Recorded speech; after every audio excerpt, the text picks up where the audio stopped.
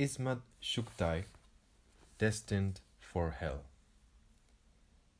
As long as I was busy with college, I was too preoccupied with my studies to spare a thought for literature. Later, for some reason, I arbitrarily decided that anything written even 2 years before was outdated, and that contemporary literature was to be found only in the books of yesterday and today. So misled was I by this view of new literature that I threw away many books just glancing at the titles, presuming to me that they were meaningless. The most worthless of them all seemed to be those written by Azim Bek Chughtai.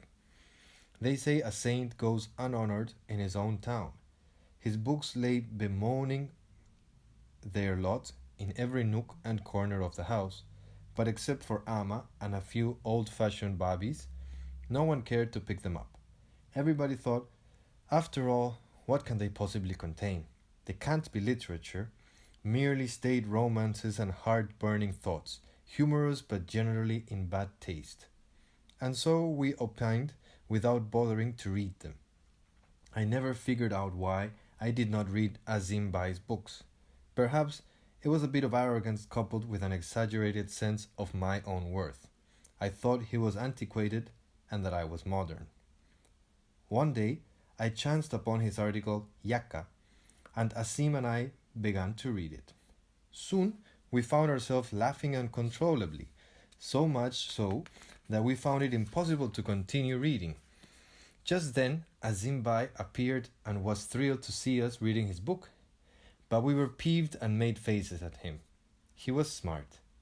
Let me read them out to you. As he read an article or two, we rolled with laughter. All pretense of mockery was given up. To hear his essays read in his own voice, they were like a fountain of laughter. After making us appear utter fools, he teased. You folks called my articles worthless. We felt very small and irritated, and retaliated with all kinds of remarks. After this, we hated his writings even more. I never praised his writings during his lifetime, even though he was incredibly happy to see my work and praised my writings generously. I was, however, inclined to feel put off by all he did or said. So even when he praised me, I thought he was being sarcastic. And honestly, when he poked fun at any of us, he provoked us to the point of tears. What an acid wit, sarcastic smile, and biting tongue. I was always afraid that he would make fun of me and I would turn abusive. Sometimes he said, I fear that you may begin to write better than me. I had written very little and my heart burned to think that he was laughing at me. After death, God knows why, the belongings of the dead become very dear to me, and for the first time in my life I read his books with an open mind, allowing myself to be drawn into their worlds. Oof. So this was what these books strewn around contained. Every word brought him alive, and I could almost see those eyes drowned in sorrow and pain, trying to smile. His thick black locks falling on his pale and sad face, his high forehead tinged with blue, the withered and depressed lips with the teeth broken and uneven before their time, and those thin, shriveled arms and hands with effeminately long fingers. His hands were swollen, his spindle-shaped legs with their ugly swollen feet. They looked so frightening that we always approached him sideways from behind his pillow. There were layers of clothing over his chest, and inside it his heart palpitated restlessly. God, how could he laugh? Was he a ghost or a jinn wrestling with every divine power? Yet smile he would, even as the tyrannical and cruel God thrust asthma and cough on him. His heart would not stop chuckling. There was no misfortune that nature had spared him, yet she couldn't make him cry. It was beyond normal human beings to laugh and make others laugh when in so much pain. Uncle called him a living corpse. If a corpse could be so lively, I wish the whole world were a corpse. When I looked at him, not as a sister, but as a woman, I shuddered. What a stubborn heart, and such persistent life in it. There was no flesh on his face, but the swelling had filled out his sunken cheeks, and his face looked beautiful. He had acquired a death-like glow, and a miraculous rosiness lit up his face. His eyes, like the naughty eyes of a child, would dance at the smallest pretext. Sometimes they displayed the irreverence of youth, and at others they would shriek from a severe attack of asthma. The blue of his eyeballs would turn yellow, and his hands would shiver. It seems as if his lungs would burst. But once the bout of asthma was over, the same light, the same dance, the same tendency to shine. A few days ago, I read Kanam for the first time. He himself was not the hero of it. He never had the energy to be a hero. Yes, the hero of Kanam is the hero of his dreams. He is the healthy alter ego of his repressed emotions. Just as Cripple sees himself dancing and frolicking in his dreams, he too sees the escapades of his twin as his own. How I wish this Kanan could have been seen a real-life hero just once. Kanam may have not meant nothing to others, but, except for the hero, all the other characters were real people. Bhai Sabab, Babi Jan, Nani Amma, Roshni, Walid Sahab, nephews, sweepers, watermen, all of them existed. This was the way it had always been. Perhaps this is how it is in homes even today. At least it was so in my home. Each word is a true picture of my home as it was. When Azim Beg wrote, all of us were his actors. We were his walking, talking toys. And he was an artist who reproduced the real life very effectively. Whenever I read Kanam, I felt I am looking at a portrait of a family. There stands Babi and Kanam quarreling. Here is Babi Shahab up to mischief. And the author himself? There he sits with his head bowed, painting them quietly. Kurpa Bahadur, the earlier chapters of which appeared in Ruh el-Atafat, is entirely fictitious. A crippled and disabled person can make his alter ego perform all kinds of mischief, steal, get bashed up, and still remain unperturbed. In fact, the hero of his imagination could do all that Azim Bai couldn't do himself.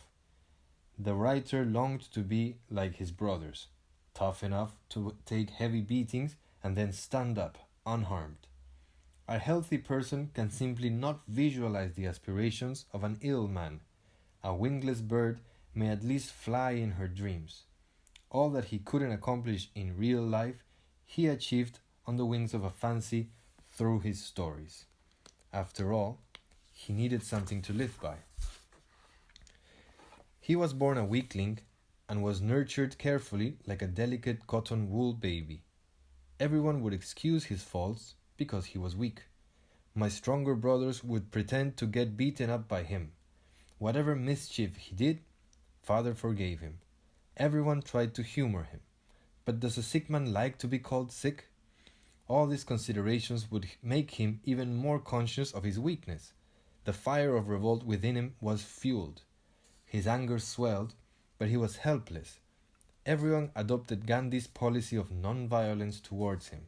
He wished only to be treated like a normal human being. That someone would scold him too. This desire to be included amongst the living led him to becoming an instigator. He could make people fight at will. He had been gifted with a smart brain, an unusual imagination, and a sharp tongue, and had a great fun devising different ways of creating difference between people. The whole family began to hate him. He could transform a perfectly peaceful home into a battlefield and was the primary cause of all trouble. All his feelings of self-importance were satisfied. If a weak, desperate, perennially sick man could turn into a villain, hero of a drama, what more could he want? He turned his weakness into weapons. His words became even more bitter. Everyone hated him. Even the sight of him was nauseating.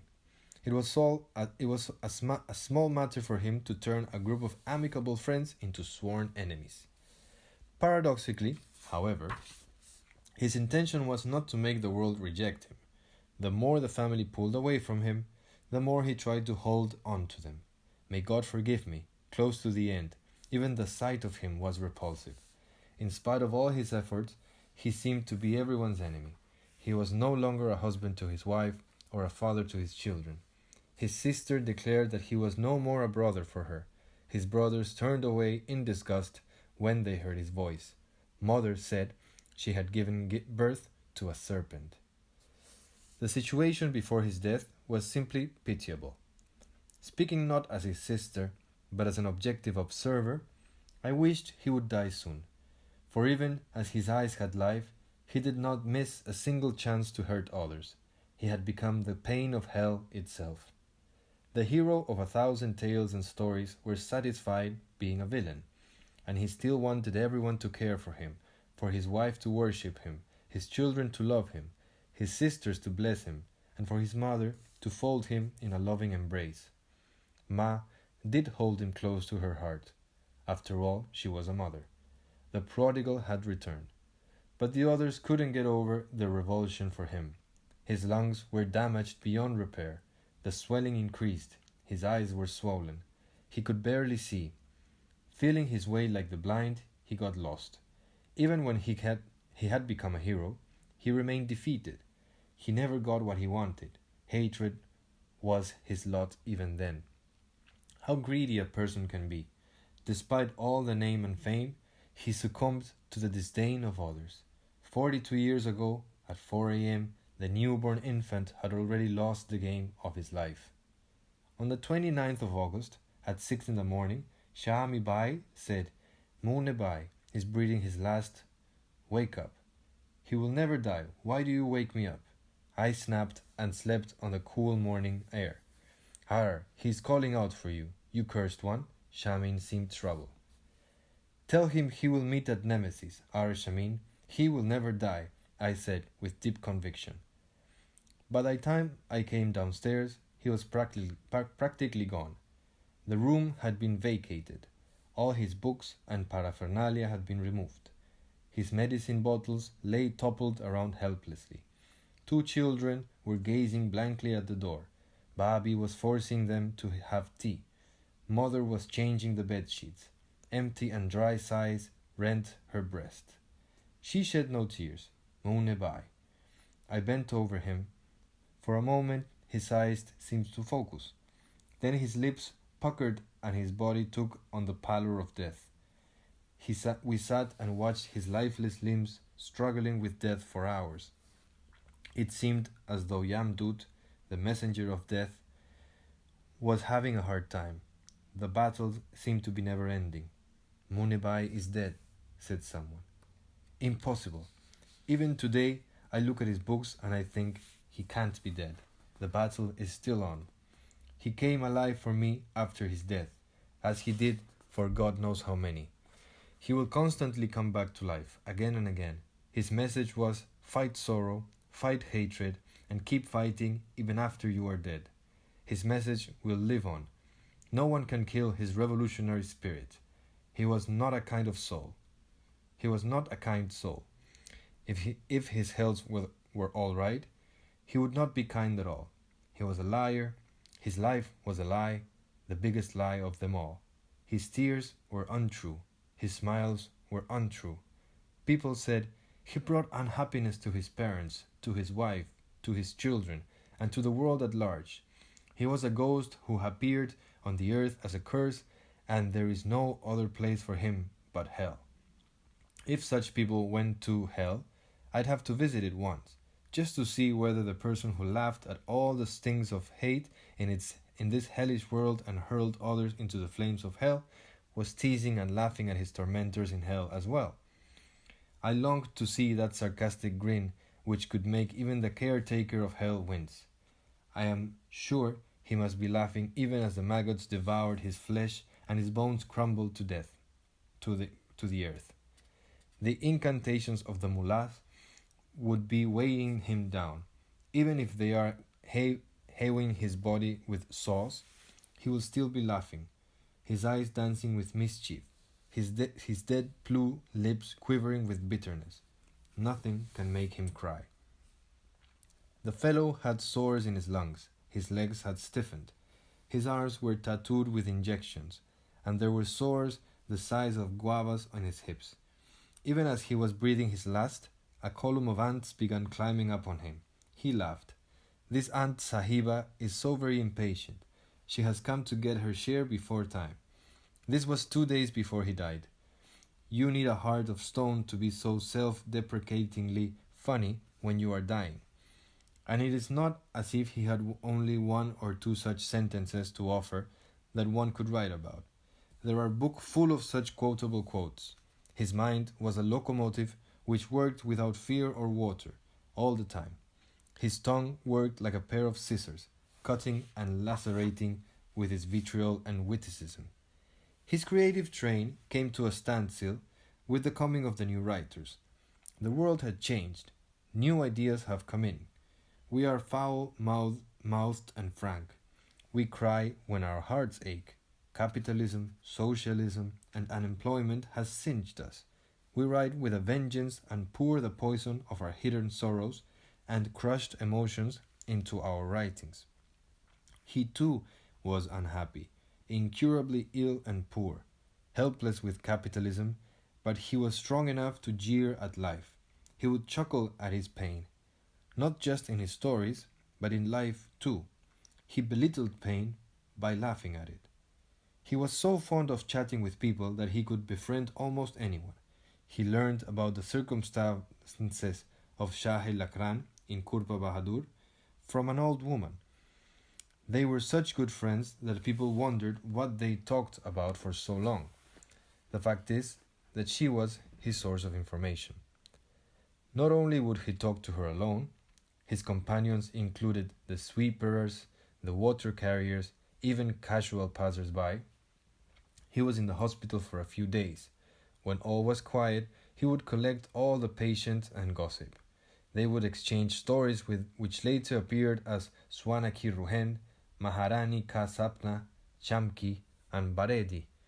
He would pick up every detail from life, and his stories mirrored to many deceptions life played on people. Many things which he described were beyond one's imagination, but his poetic imagination believed all he heard. In some places, his novels seem senseless. Coaltar is utter nonsense. But even here, he has actually distorted reality. As for Shahir Biwi, it is absolutely useless, but was very popular in its day.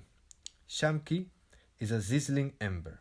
It is difficult to believe that such a dry person who showed no interest in any woman other than his wife could be such a Casanova in his imagination. Ufo! What fascinating antiques! The messages from Shamki's eyes, the hero getting ensnared. On the other hand, the author's own life, what utter lies! It was not Azim Bai, but some ghost who indulged in these wildly romantic escapades by freeing himself of his body. Azim Bai was in no way popular in modern literature. He did not believe in the candid disclosure of facts. He looked at the beauty of women, but rarely at their bodies. Tales about the human form were very explicit in ancient literature, like Gul Bakawali, Seher-e-Gishk, etc. But then they were regarded to be outdated. But now, again, it is in fashion to describe the beauty of the heavy heart, the soft calves and full thighs. This is new literature. We found all this vulgar and was scared of vulgarity. Even though there is no dearth of vulgar emotions in his writings, as he was never afraid of writing lewdisms. He saw and described the lewd feelings of women, but they always had their clothes on in his writings. He was quite reserved and formal with me, and considered me a mere child. He would never engage in any discussion on sex-related issues. He told a friend, "New writers are very energetic, but they are hungry and obsessed with sex. Whatever they write seems to disclose I am hungry." He also used to say that Hindustani literature, in every age, sex was very much in the forefront. People here are very easily affected by sex. Our poetry, art, and even our ancient worship demonstrates sexual hunger. If we ignore love and romance for a while in our writings, we will lose our popularity. Perhaps this is why very soon his work lost its effect and romantic tales like Alif Laila began to shine on the horizon of literature. He was especially drawn to Hijab Imtimaz Ali. My apologies. This is the secret of a dying person. He used to say, "That woman lies beautifully." He complained that my lies were ineffective and were like the lies of a hungry person, while his lies were like the smiles of a hungry man. God alone knows what he meant. We used to say that his tales were generally untrue. Whenever he began speaking, my father would laugh and listen his tales to a palace in the desert. Azim Bai used to say, "Sarkar, this world is colorless without lies. If you want to make your story interesting, mix some lies into it." He also said, "The description of heaven and hell is also like a palace in the desert." In response to Mamu, he would say, "Tell this living corpse that this is blasphemy." Azim Bai would then make fun of Mamu's in-laws. He found saints and holy men fraudulent, but he said that in every fraud in life is an interesting lie, and untruth alone is interesting. He said, "If my health had permitted, I would have got people to worship my father's grave. I would have organized Kawali there for 2 years and offered a shadar, and after that I would have made good money." He was happy to meet deceivers and crooks. He said, "Deceit and betrayal are not easy. You need brains for them." He enjoyed music and dance, but what kind of dance? That of the fakir children. They gave them money and made one wonder at his fascination for naked fakirs dancing in the dust. God knows what he saw in that dance of hunger and nakedness. I never saw him offering namaz. He would read the Quran Sharif lying down, and he would even, disrespectfully, go off to sleep with it. When people rebuked him, he covered it with paper and said, "I am reading a legal book." He could live his untruths very well. He read the Hadith, the saying of Muhammad, and he would locate strange ones and quote the lesser-known ones to support his arguments. People were fed up with them. He remembered the teachings of the Quran and could recite them endlessly. If we doubted their authenticity, he would pick up the Quran from under his pillow and show them to us. He admired Yazid and could talk nonsense about Imam Hussein. He argued for hours with people and said, "I dreamt that Imam Hussein stood there when Yazid appeared. He touched his feet, begged and made a plea before him, and the Imam held him to his chest." Ever since I have also started respecting Yazid. They have been reunited in heaven, so why should we fight over them? He did not have much interest in politics. He said, "Baba, I can't become a leader. What will I say when people ask me to do something and show them? And there is this cough and asthma would not leave me." Many years ago, I wrote some articles on politics and economics from Rishayat. I don't know what became of them. Religion was a sort of fever with him, but towards the end he had almost stopped arguing about it. He would say, "You people are hale and hearty while I am ready to die. Better not to say any more, lest question of hell and heaven should come up."